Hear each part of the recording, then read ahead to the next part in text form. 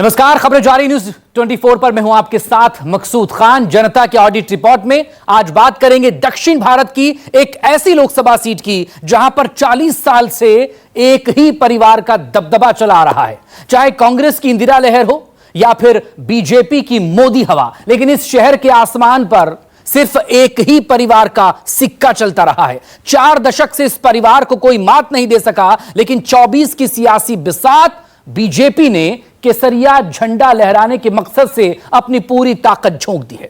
एक नजर चार मीनार वाले नवाबी शहर हैदराबाद के चुनावी गणित पर।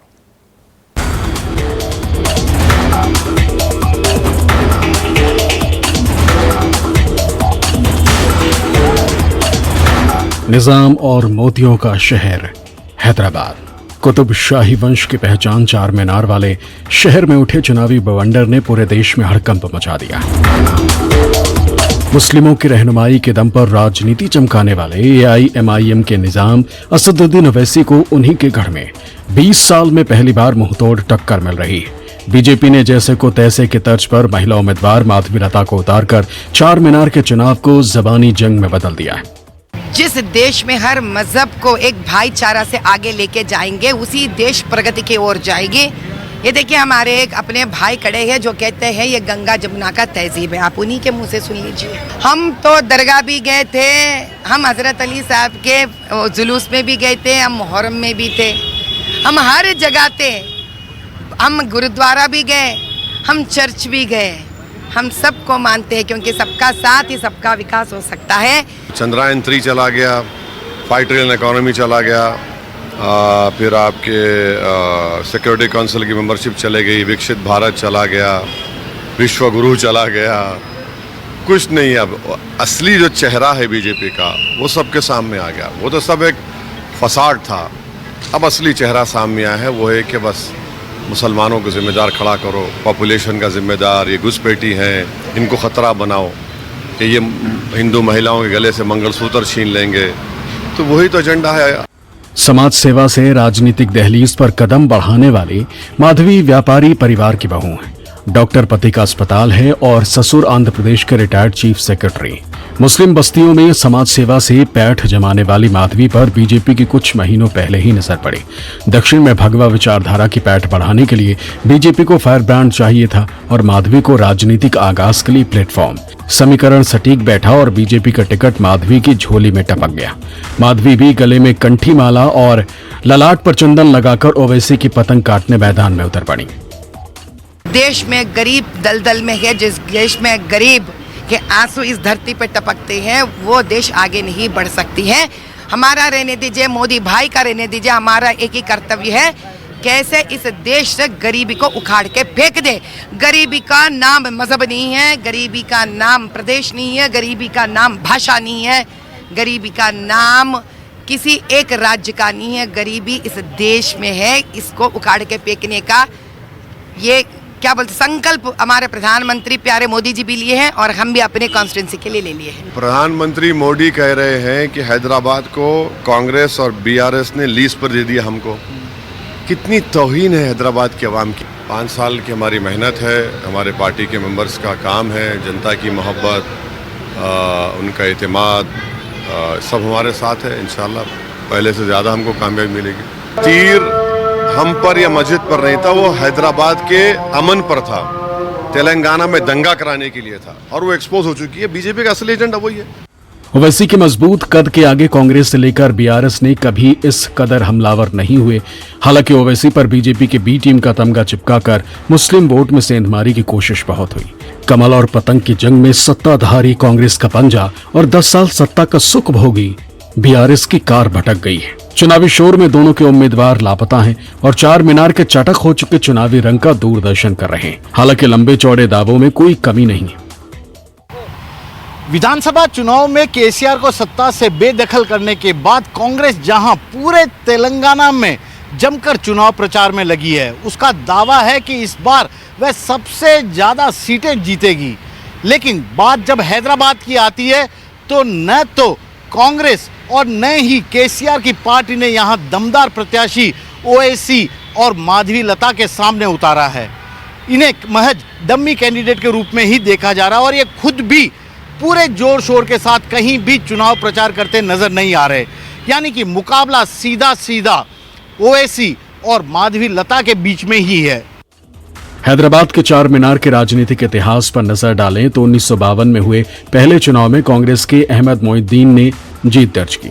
1957 में कांग्रेस ने उम्मीदवार बदलकर विनायक राव कोरटकर को मैदान में उतारा और विजय पताका लहराई। 1962 में कांग्रेस ने एक बार फिर टिकट काटकर गोपलैया सुब्बू कृष्ण मेलकोटे पर दाव खेल चार मीनार पर कब्जा बनाए रखा, लेकिन 1971 में मेलकोटे ने पाला बदल लिया और तेलंगाना प्रजा समिति से संसद पहुंचे।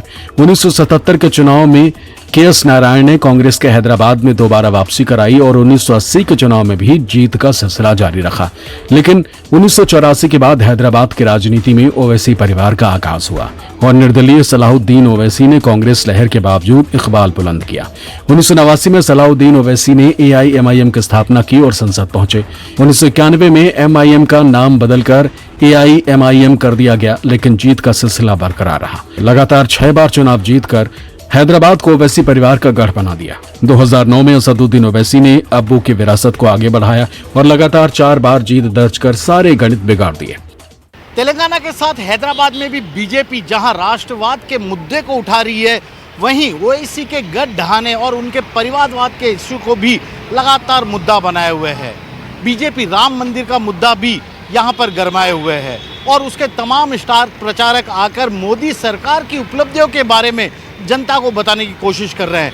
वहीं MIM की ओर से असदुद्दीन ओवैसी की कोशिश राष्ट्रीय मुद्दों पर नरेंद्र मोदी सरकार को घेरने की है और उनका यह दावा है कि अब की बार 400 पार का बीजेपी का नारा महज एक खोखला नारा साबित होकर रहेगा। 400 पार का रेजोनेशन भारत के दलित अवाम में और जो संविधान से मोहब्बत करते हैं, जो अम्बेडकर से, बाबा साहब से अम्बेडकर से मोहब्बत करते हैं, उनमें बात जा चुकी है कि ये लोग अगर 400 पार की जो बात कर रहे हैं, दरअसल वो संविधान को बदल देंगे, आरक्षण ख़त्म कर देंगे और बेसिक स्ट्रक्चर को ख़त्म कर देंगे। तो ये बात जा चुकी है ज़मीन के ऊपर। अब हम हमारे कॉन्स्टिट्यूंसी में वाल्मीकि समाज है, वहाँ पर गए, कल हम सभा करके उतरे तो हमको संविधान कॉपी दे के बोल रहे कि बचा लो इसको, ओवैसी 400 पार होने मत दो, बचा लो, तुमको इसलिए वोट दे रहे हैं।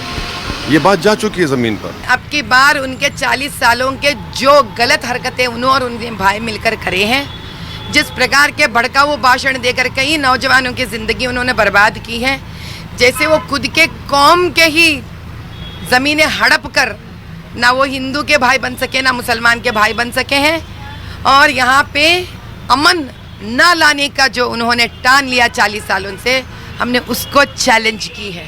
और हैदराबाद पार्लियामेंट सबका साथ सबका विकास मानने वाला पार्लियामेंट जगह है और 4 सालों में हम जीत के दिखा देंगे। ये सबसे नंबर अव्वल में देश में आ जाएगा, देखिए तरक्की में। निजामी शहर के सामाजिक ताने बाने पर नजर डालें तो कुल मतदाताओं की संख्या 19,57,931 है, जिसमें पुरुषों की संख्या 9,45,277 है, जबकि आधी आबादी मतदाता 10,12,522 है।